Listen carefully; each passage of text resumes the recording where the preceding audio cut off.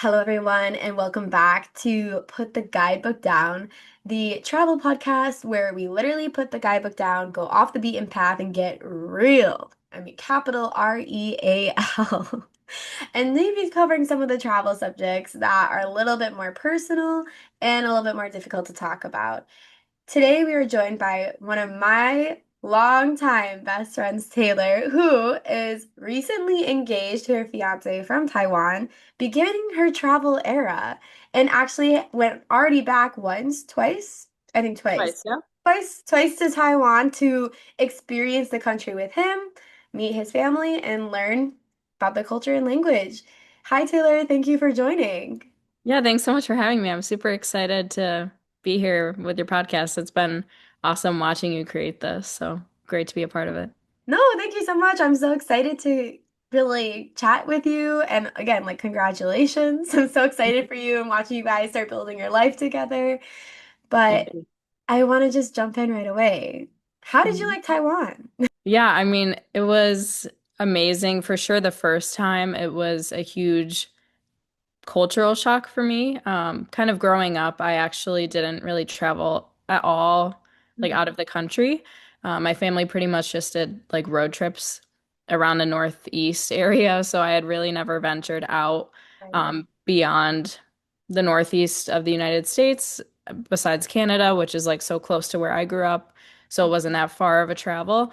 And then I'd been to the West Coast once before, but besides that, hadn't really had any travel experience. So I'd never been to that part of the world. It was kind of a huge jump going from nothing to that. So Yeah. the cultural shock was definitely something that was interesting to experience that first time. But at the same time, I also immediately loved it. The people there, even though I don't speak Mandarin, I don't speak the language.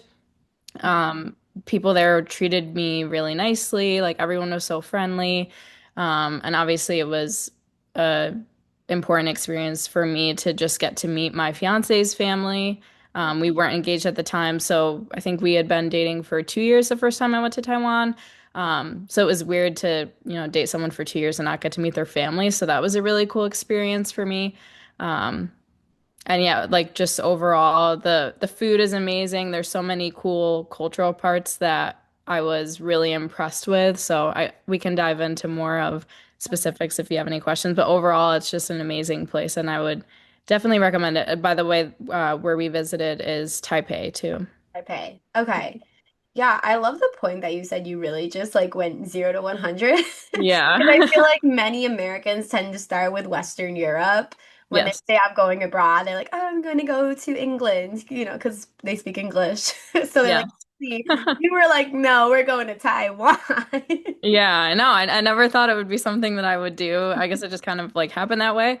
Also, it definitely made it a lot easier to have, my fiance like speaks the language. It definitely would have been a lot harder for me to do that as like my first international trip if I didn't have him. So yeah, I guess it just kind of worked out that way. And you were not just, again, going back to the 0 to 100, you weren't there Uh, just during a regular time in Taiwan. You were there during Chinese New Year, correct? Which is a whole yeah. other level. Yes, the first time I visited was for Chinese New Year, so we got to kind of see, the real like big cultural holiday there, and experience all of like the street food, like all of the festivals that are going on. I have so many like images in my mind of just all the colors there with like the lanterns and everything that goes on there. Um, and one of my first experiences there was actually like just going to his dad's like company holiday party, Oh, wow. which I thought was really interesting because normally at like my American company that I work for, we our Christmas parties it's just like you and your spouse, but like there it was like you could bring whoever you wanted from your family. So like our whole family got to go. They throw like a huge party. Like I was so surprised with how big of party people Taiwanese people can be. But like they really go all out for Chinese New Year. So it was really cool to get to experience that tradition. Yeah, that's so cool. That's definitely been on my list is to go experience Chinese New Year. I just missed it when I was in Indonesia. So Fingers I crossed know. in the future. But let's take a step back. Yeah. What were you expecting before you left for Taiwan? Did you do any research? Did you just go in like cold turkey like I do when I travel? Or what was the thought process there? Yeah, I mean, it was a little of both, I guess. One was like stuff that I had heard, obviously, from my fiance Will, Mhm. who he had told me just, he grew up there, so he tells me about what it's like. Yeah. Two was a little bit of research, and also partially I just wanted to go into it and experience it and not like have too many preconceived notions. So partially I didn't really know what to expect. All I knew going into it is basically that there I couldn't speak the language. There was gonna be a lot of good food and there was gonna be a lot of good like festivals and also beautiful places Mhm. that I had never been able to experience that kind of like literally environmental places like hot springs and some of Yeah. the mountains that we visited. So I knew some of that going into it, just like what the climate would be like, what the environment would be like, but I feel like it's totally different once you like visit and actually get to experience it. Yeah. But going more towards your experience Mhm. specifically, because you were going there with your now fiance, Mhm. what made it different to go with your fiance versus maybe as a regular tourist? Like, were there Mhm. moments where you realized you were seeing Taiwan as a tourist and maybe more on the local day-to-day level? Mhm.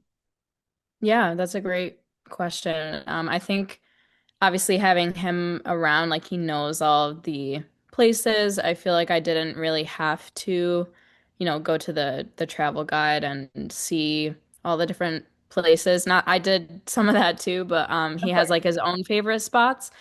One big thing I guess is just about staying there is like I stayed with his family, so I literally got to stay like in a home in Taiwan, instead of just staying in a random place. So really got to experience like family dinners, Mhm. the kind of food that they would have on day to day instead of just like going to eat out, Mhm. which was cool. Uh, Definitely helped me navigate like the MRT or the train system there, Yeah. which actually is like fairly simple to navigate and always felt very safe. So anyone going to Taiwan, don't be afraid of that. But yeah, I think it's really cool to get if you ever get the chance to like go with someone who's very familiar with the area or who's like lived there, they definitely have their own local favorite spots that you wouldn't necessarily know about otherwise. So it's a really cool experience. Yeah, I think that's like what stands out to me the most in terms of when we're talking about cultural travel with Cultura. Travel Yeah. is more about that, as you said, getting to know what the locals prefer and the spots that they recommend. Hmm. Get that day-to-day experience. I know even just being in Indonesia and living with my my home family there, Yeah. I got a completely different experience that I probably would have never gotten if I hadn't gone with that program and I just went to Indonesia by myself. Hmm. So Yeah. I It's believe in just yeah. doing that and meeting a local and following them around is a good way Yeah. to go. Yeah, it's a great way to like learn how the culture is too. Like even just when they're interacting with other people and obviously you pick up like phrases too language wise. So it's definitely a better way to like immerse yourself in a culture if that's really what you're looking for. Yeah, I know I did an episode previously about just the art of observing and being Uh-huh. a good observer. And I think that's really just what you said that makes the difference between a maybe traveler versus a tourist is, as you said, is Hmm. picking up on some of the expressions and making the effort to try Yeah. them rather than just Mhm. going in and speaking in like English or whatever your Yes. native language is and expecting them to know it. Hmm. Yeah. Yes. Yeah. And not like most people in Taiwan know some English, but not like enough for like a full-on conversation. Mhm. So it's also that was one thing that was new for me. Which probably sounds like super uncultured, but I had never like been in the spot where I was the person who like didn't speak the language. Like no one knew how to, speak to me in a full conversation besides like Will. Mhm. So it was really kind of a humbling experience and Mhm. also kind of cool at the same time, like almost relaxing. Like you're just sitting there and you don't have to feel like you have to, talk. And you kind of slow down when you do speak in English so that people can understand you. So you're like more particular with what you're saying, Mhm. which is also just obviously that wasn't like the main reason I went there, but it was just kind of a cool takeaway that I had, Yeah. to kind of just be in that position that you wouldn't normally be.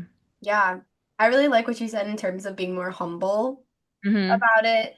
I I know I'm a big extrovert. I talk a lot. Yeah. And you also know all the languages. Well, So okay, hold many. on. No, because that actually going into my example is I was gonna say in those instances of where I was learning the local language or maybe Hmm. not familiar with it, it really forced me to take a pause and like be the one to listen. Yeah.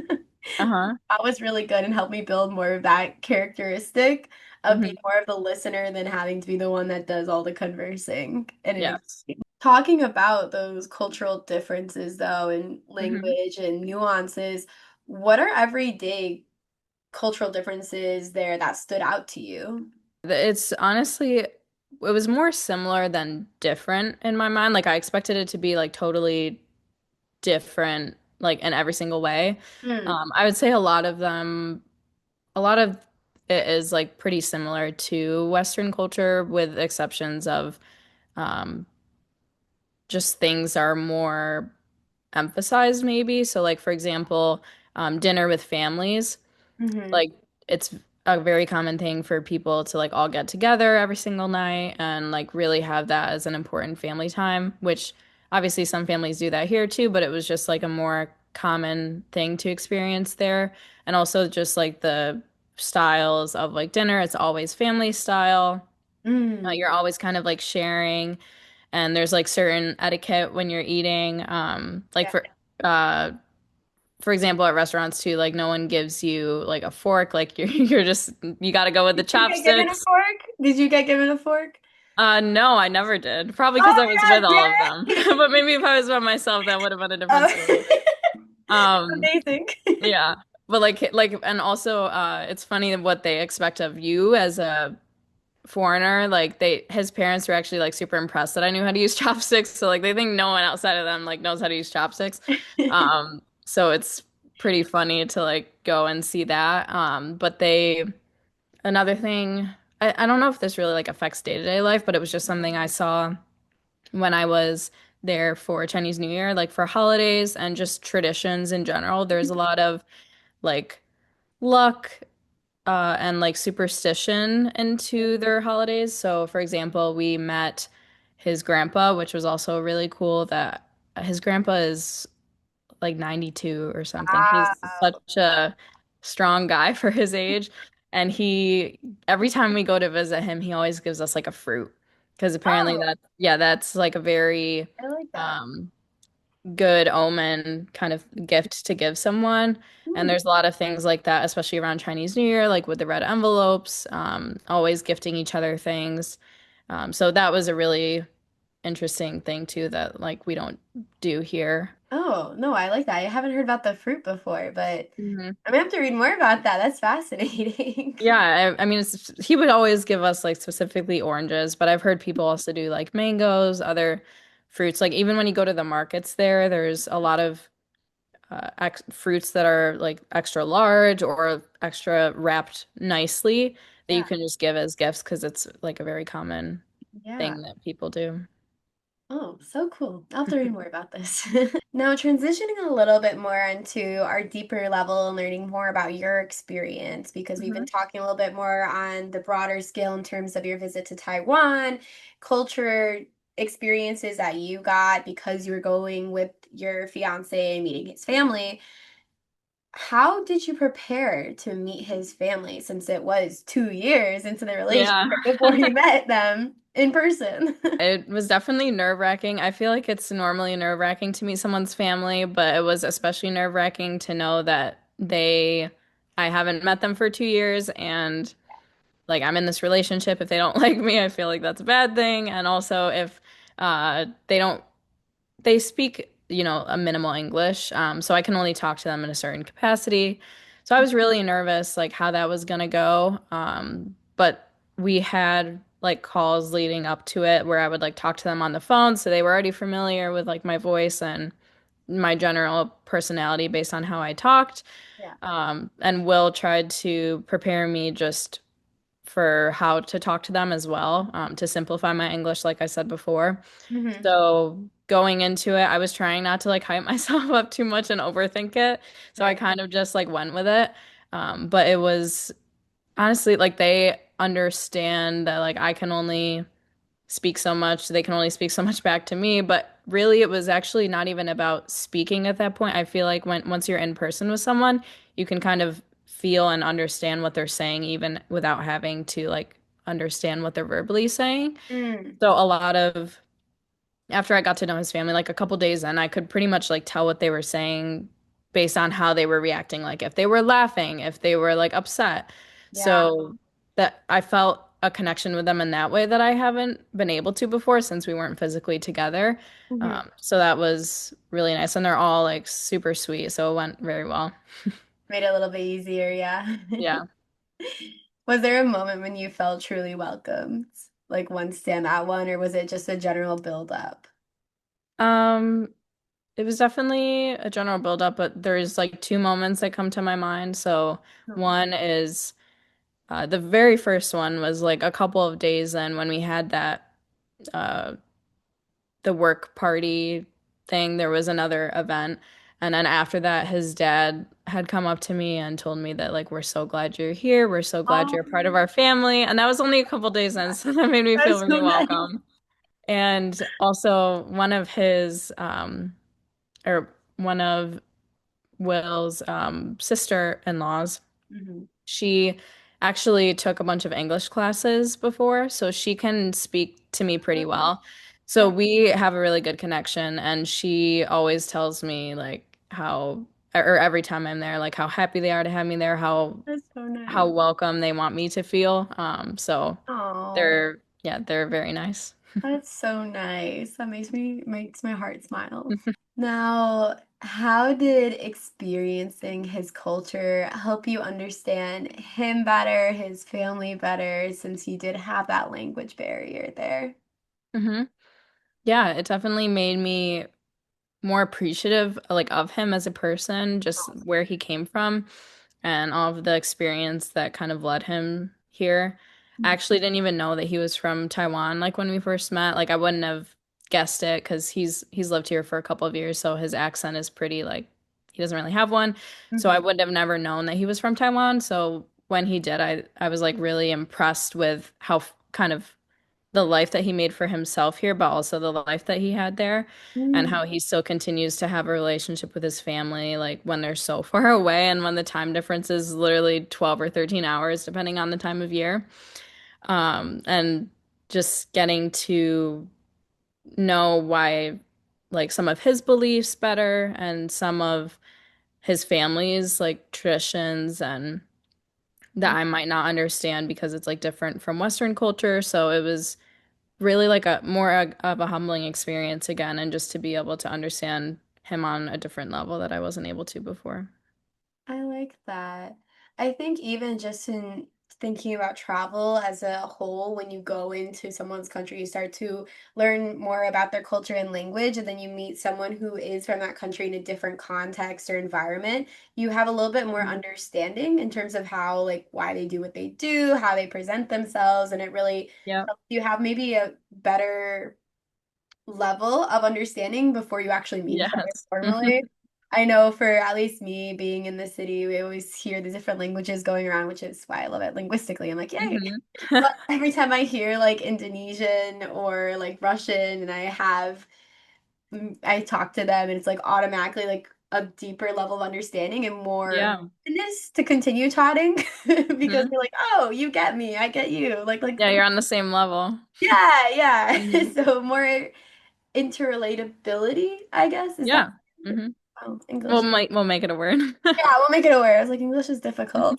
But going back to your trip now, zooming out a little bit, hmm how did this trip sh like shift how you see yourself as a traveler? Because this was your first big international trip.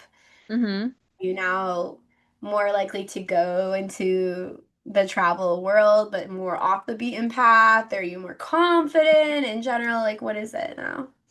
Yeah, I mean, it actually started a lot in terms of like travel and also just my life. Hmm. So the first time that I went, like obviously it was with him. The Hmm. second time I went, I actually met him there, because he was there for something else. Hmm. And that was my first time like traveling alone that long of a distance. It's like a 16-hour flight from where I was.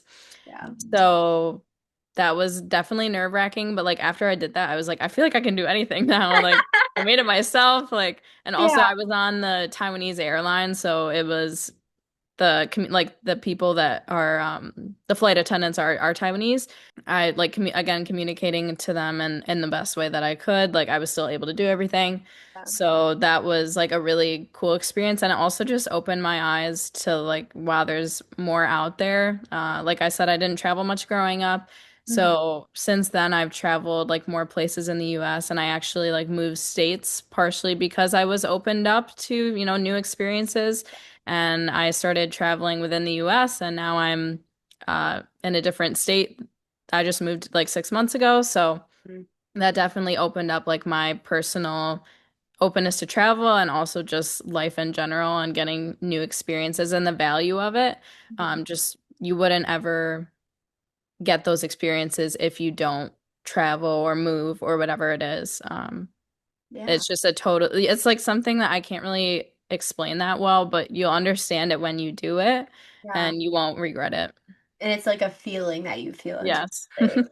Which, yeah, people say not to, act on feelings, but sometimes those feelings are meant to be in for some way.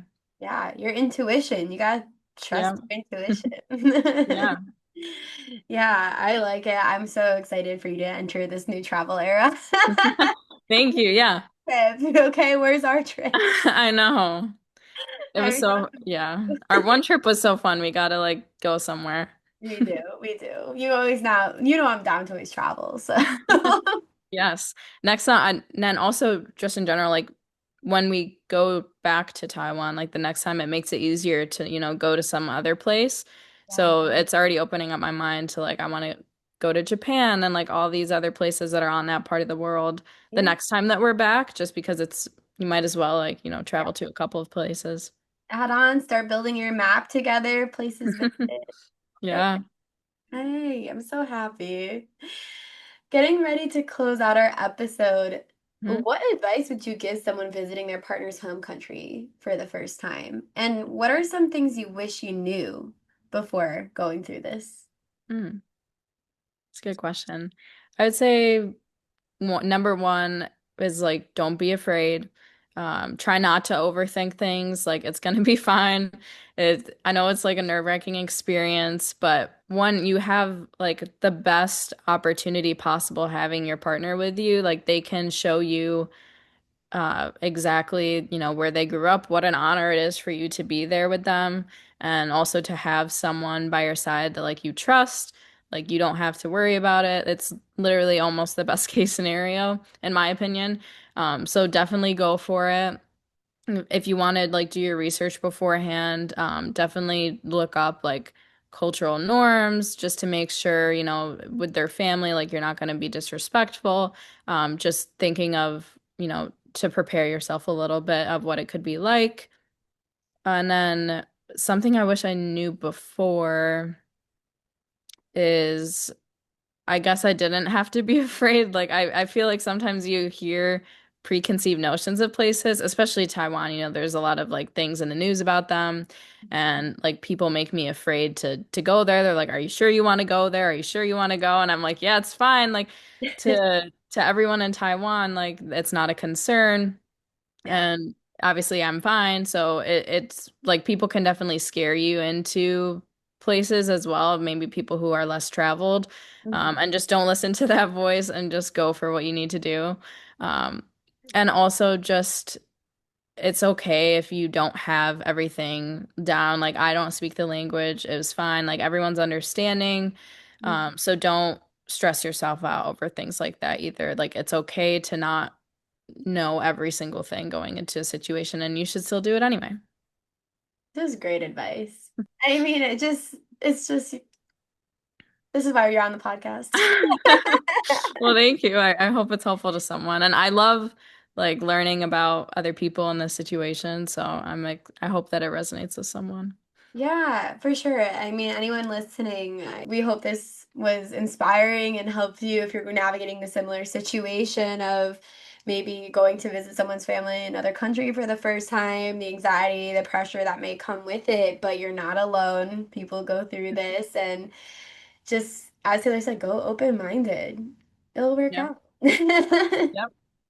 And then you'll get more confidence out of it and a Yes. immersive cultural experience, which is what we're all about here.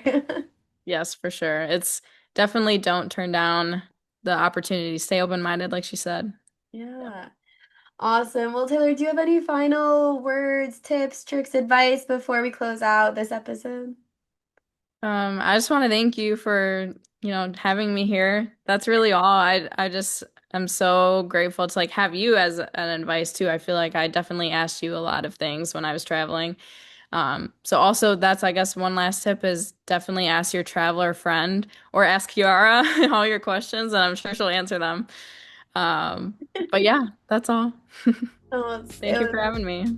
no, thank you so much for joining, Taylor. It's been great. I'm so proud of you. I love following your story and watching you guys build your life together. So Thank you. You've looking been a forward to huge part of it.